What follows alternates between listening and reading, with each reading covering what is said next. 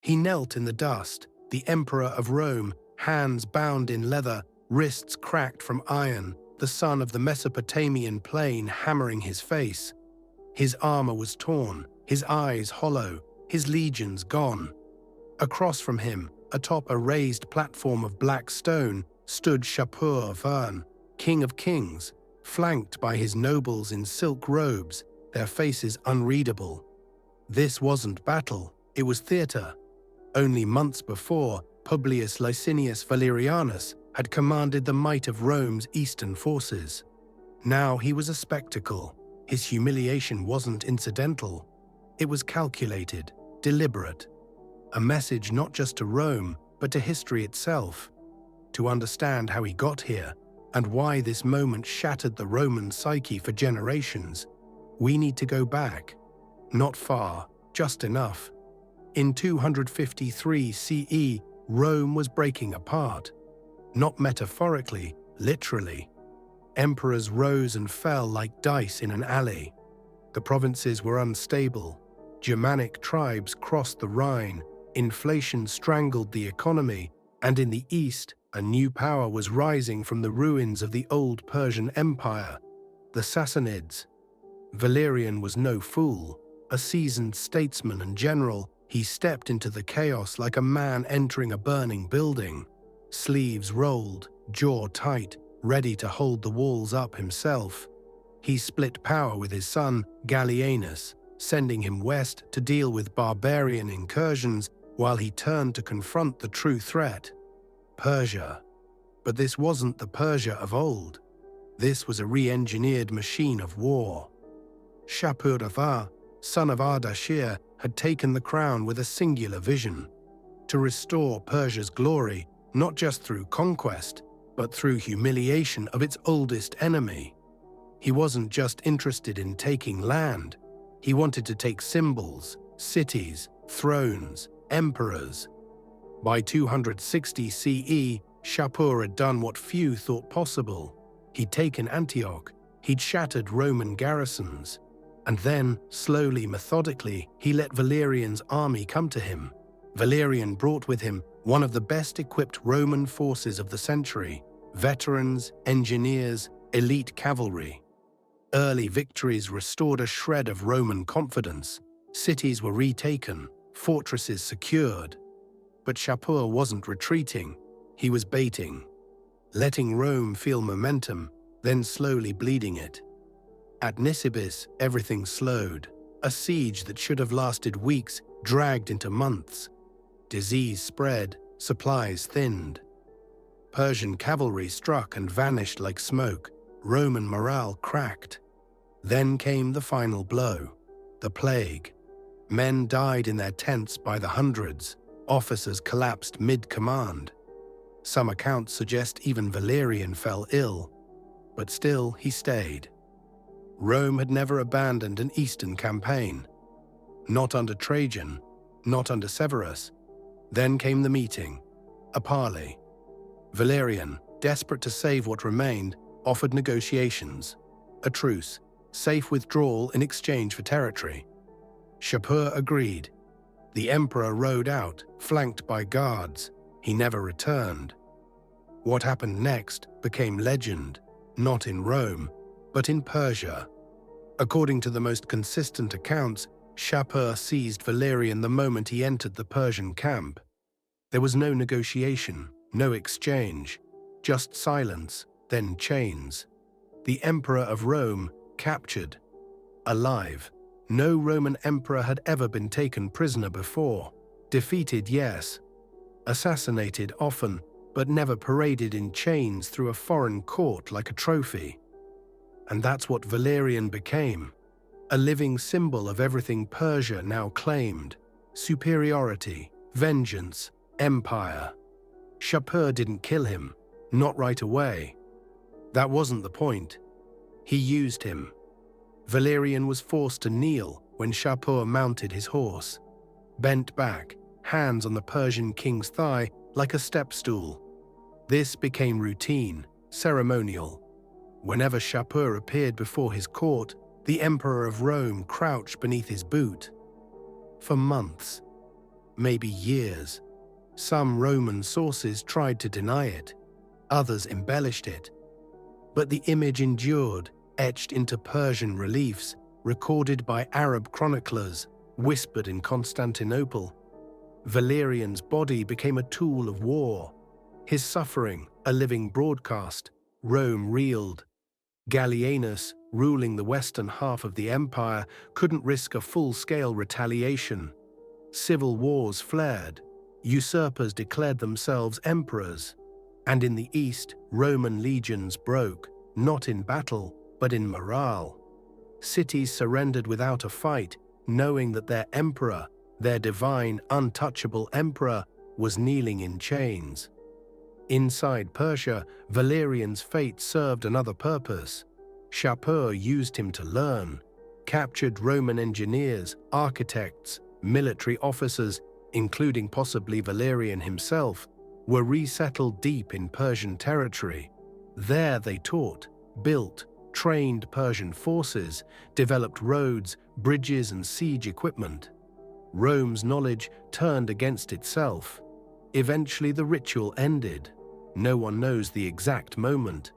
But one account, repeated across centuries, claims Shapur had Valerian flayed alive, that his skin was dyed red and stuffed with straw, then hung in a temple as a reminder, not of triumph, but of humiliation. Whether the detail is myth or truth, the message landed. Rome was no longer invincible. The greatest empire the West had ever known had been forced to kneel. And in its place, Persia rose, not just as a rival, but as a mirror. A civilization equally capable of spectacle, power, and cruelty. Long before that final humiliation, Valerian believed he was saving Rome. The empire was bleeding on all fronts. In the west, Germanic tribes crossed the Rhine, destroying crops and settlements. In the east, the Sassanid war machine under Shapur grew stronger by the year. Valerian didn't hesitate. He split power with his son Gallienus, an unprecedented move meant to divide the chaos. Gallienus would defend the west. Valerian would march east. He wasn't just a politician. He'd held provincial commands, managed border territories, and understood what Roman legions needed to function, and what they feared. When he rode east in 256 CE, the campaign was presented as a renewal, Rome's restoration. His army was among the best assembled that century. Veterans from Illyricum, elite units from Syria, cavalry units hardened by desert warfare. He reclaimed territory, lifted sieges, and pushed deep into Mesopotamia. At first it worked. Roman banners returned to cities that had fallen. Shapur's forces appeared to retreat. Confidence surged, but Shapur was never retreating. He was watching. He understood Roman logistics, understood their habits. He studied how long supply lines could hold, how quickly soldiers grew restless, how disease traveled faster than messengers. And he waited. The trap began at Nisibis, a city both empires had fought over for decades. Valerian laid siege, expecting resistance, but not what followed.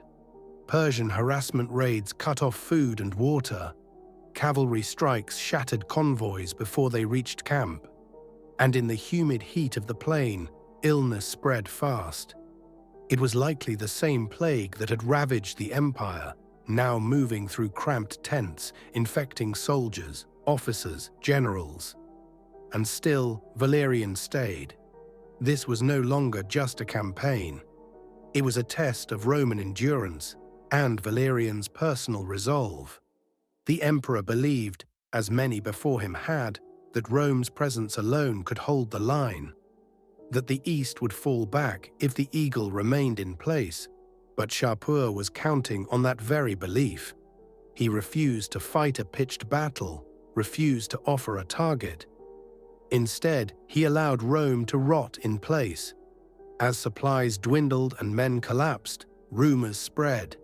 Shapur was planning something bigger. And the longer Rome waited, the more certain it became that the decisive blow would come not with swords, but with silence. By early 260 CE, the Roman position was crumbling. Valerian, out of options, requested a meeting and rode into history's most brutal ambush.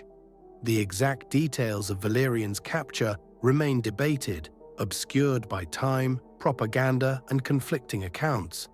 But most versions agree on one thing. He walked into that meeting believing diplomacy might save what war had ruined. He was wrong. Some sources say he brought only a small escort. Others claim he rode in alone, under the white banner of truce. But once inside Shapur's camp, the trap snapped shut. Roman guards were disarmed. Valerian was taken. No bloodshed, no negotiation, just silence. And then humiliation. To Shapur, the capture was more than military victory. It was symbolic annihilation. Rome had declared itself the light of the civilized world. Its emperors were gods in human form, untouchable, eternal. Shapur shattered that myth in a single gesture. He used Valerian as propaganda, not through words, but through ritual.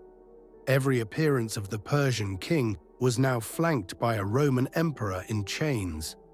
When Shapur mounted his horse, Valerian crouched as a human step. When Persian nobles gathered for court, Valerian stood behind them, holding goblets or scrolls like a servant. This wasn't just vengeance, it was message warfare, and it worked.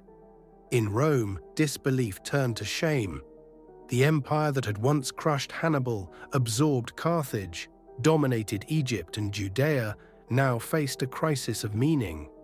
Senators argued over whether Valerian was even alive. Coins were struck with his image, as if to will him back into power. But the East knew the truth, and so did Rome's enemies. The effect was catastrophic. In the Balkans, Gothic tribes launched new raids, sensing weakness. In Gaul, regional governors declared independence, forming the breakaway Gallic Empire. Syria, once Rome's most lucrative province, became unstable, flooded with refugees and fear. Back in Persia, Shapur pushed deeper. With Valerian captured, resistance collapsed. Cities surrendered before sieges began. Roman officers, desperate to protect their men, negotiated without imperial approval. Some defected entirely, and yet Valerian survived. Not quickly executed, not martyred, used. That was the brilliance of Shapur's strategy. He didn't just defeat Rome militarily. He corroded it from within, politically, psychologically, culturally. He forced the empire to witness its own powerlessness. And in doing so, he redrew the map of the ancient world, not just with borders, but with symbols, banners, statues, silence. Eventually, even the Persian spectacle had to end. Some say Valerian died of illness after years in captivity. Others that he was executed quietly, discarded once his symbolic value waned. But the most infamous version, repeated across centuries, etched into historical records with grim clarity, says otherwise. That Shapur had Valerian flayed alive. That his skin was dyed, stuffed with straw and displayed in a temple as a permanent trophy of Eastern superiority over the West. Not just a body desecrated, a symbol desecrated. One historian described it as the moment the empire lost its face. True or not, Rome never recovered from the wound. Gallienus, Valerian's son, ruled in the West, but never returned to the East. The frontier was abandoned. Rome would never again fully reclaim its Eastern dominance. Power shifted, trust in emperors eroded. The notion of Roman invincibility, centuries in the making, was broken in public, in slow motion. And yet, the empire limped on. New generals rose, usurpers fell, fortresses were rebuilt. But something was lost in the sand outside Nisibis, not just a leader, but a belief that the empire could survive any storm, that Rome, though shaken, would always rise. What Shapur proved, more than any general before him, was that Rome could be humiliated, not simply by force, but by precision, by patience, by turning its pride into its greatest weakness. He used propaganda like a weapon, emperors as props, and history as a stage. Today, few outside academia know Valerian's name, his legacy buried beneath grander stories of Julius Caesar, Augustus, Constantine.